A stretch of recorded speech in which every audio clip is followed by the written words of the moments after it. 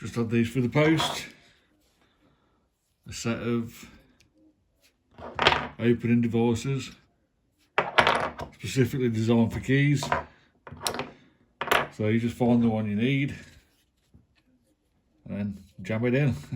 I'm hoping this one's for this one. Nope.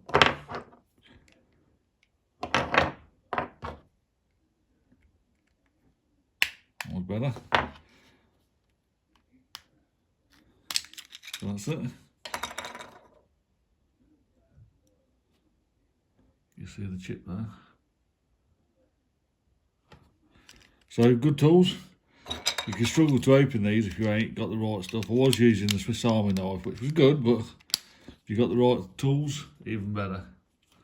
This one's a B&W. It hasn't actually got a slot to open it, so just find one that fits in and give it a twist. I'm not going to do it though because I need this one.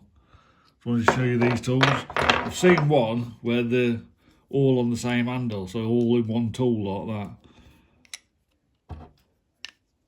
Which is handy, because you've only got one tool, you can't lose them.